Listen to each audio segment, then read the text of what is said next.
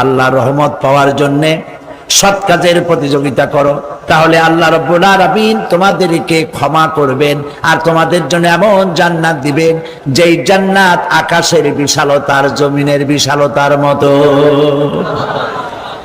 এই বিরাট জান্নাত তোমাদেরকে দিবেন। এই জান্নাত চিরস্থায়ী সুখ এবং শান্তি জায়গা হবে।